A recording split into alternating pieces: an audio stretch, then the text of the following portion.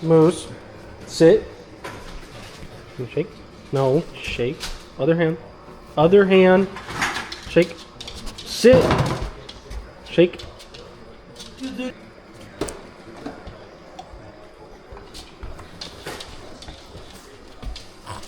Shake. No. Shake. Other hand. Shake.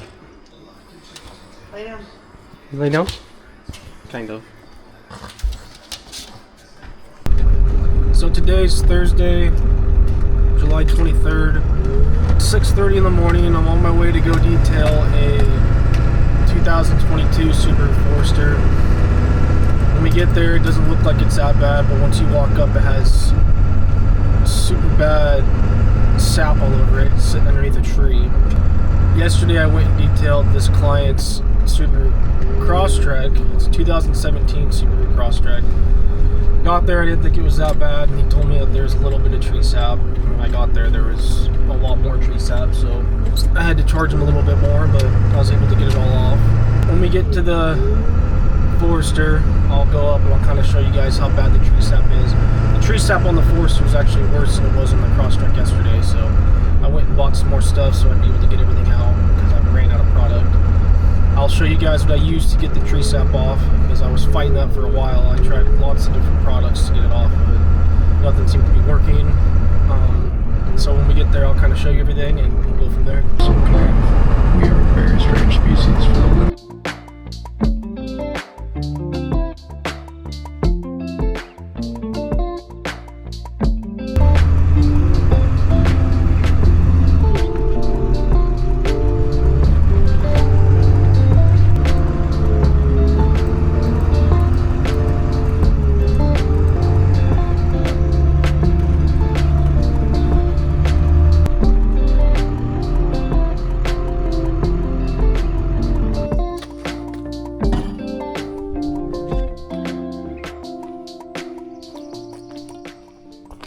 Alright, so here's the Forester right here. And I know from a ways away it doesn't look like it's super bad. When we walk up,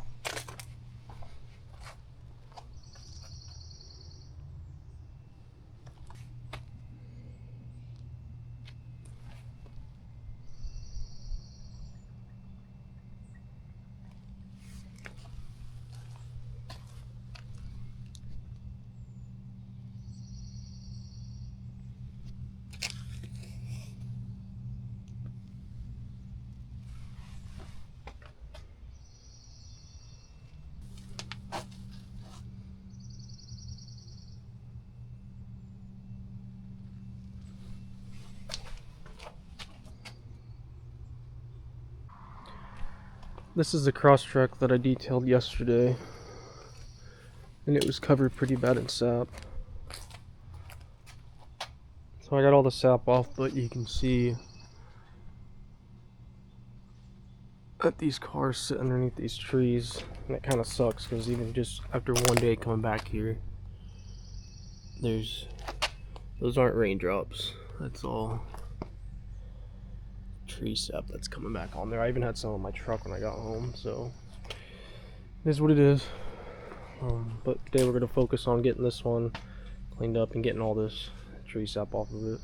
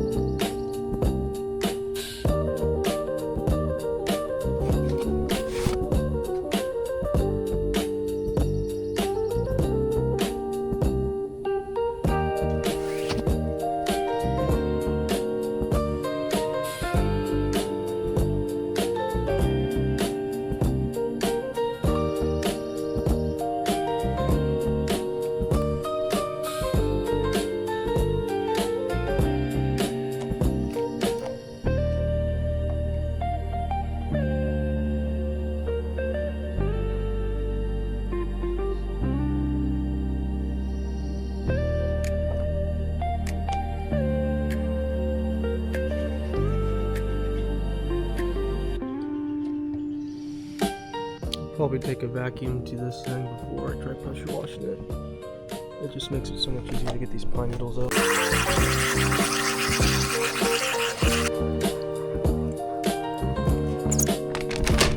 So something I wanted to show you guys is this new air compressor I bought. It's from California Air Tools. It was about, I don't know, 400 bucks, but has good CFM so it can keep up with all my blowout tools I use on the cars. I was using the rigid 4.5 gallon ultra quiet, but they discontinued it, and this one is like 10 decibels quieter, which is nice. Right now it's 7:15. Kind of show you guys how quiet it is. You know, I'm around other houses. I don't want to be super loud.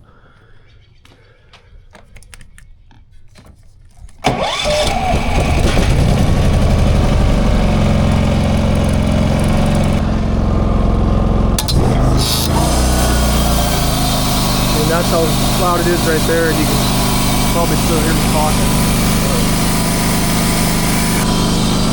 It's way more quiet than my rigid one. So yeah, I just wanted to share that with you guys.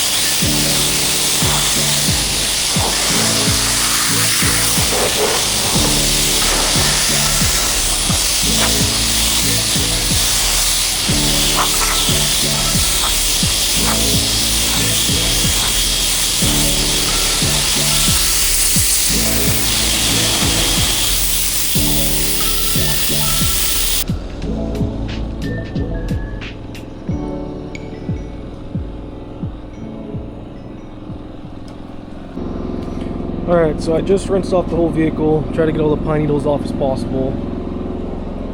You can see here that it's just completely, it's wet, so it's a little bit harder to see, but I mean, it's just covered in tree sap. So what I've been using, I went ahead and put it in this bottle because yesterday I was having to pour it out, but it's like $4 at Walmart. I'll kind of show you guys how it works.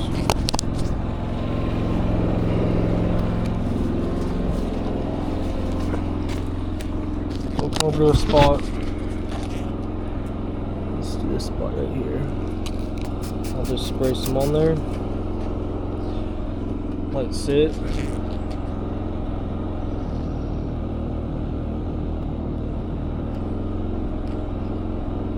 Take a microfiber and you gotta work it off. Something I was doing yesterday too is using a plastic razor blade and getting like the biggest part of it off.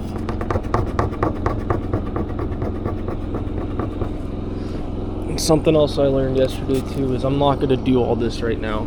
It's supposed to be like 78 degrees today, so I'm gonna wash it.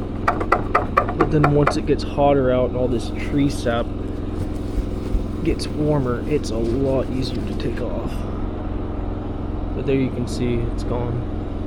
I'll kind of show you guys what I'm talking about with the plastic razor blade. It's just taking one of these. It's not metal, so it's not going to hurt the paint. Come over to a thick glob like this one here. You just take this. Just scoop it up.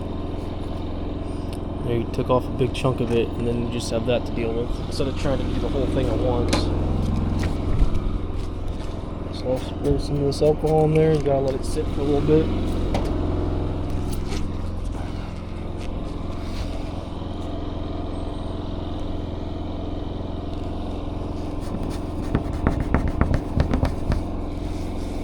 Rub it off.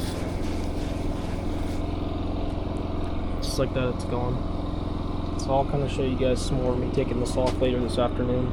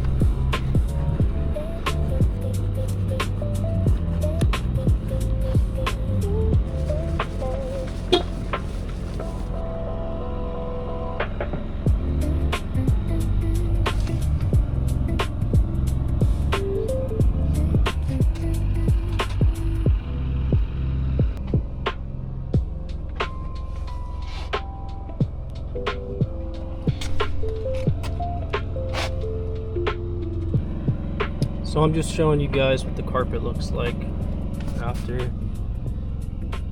These Subarus have some of the worst carpets to try to get everything out with. You got small things that get stuck in the carpet, just little pine needles and hairs really like to stick, but you can get them to look pretty decent. These and Kias have very poor carpet quality.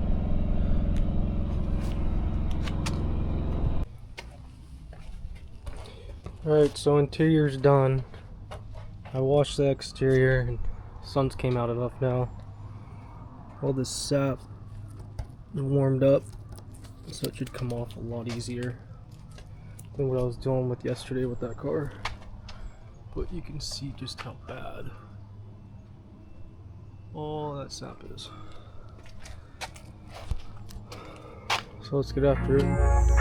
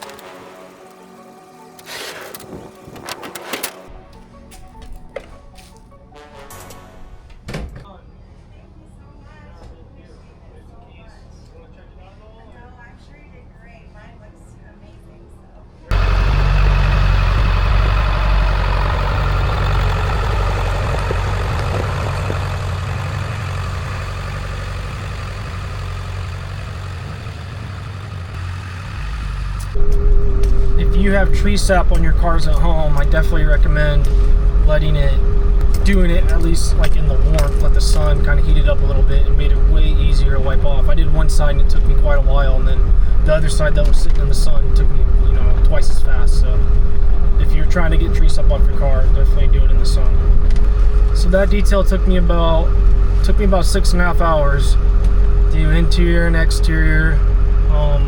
Like I said, I let the client know that it's going to be more money with the tree sap. The tree sap, I mean, honestly, it took me like an hour to sit there and rub every single piece off. The customer was super happy with it. We'll see you guys on the next one.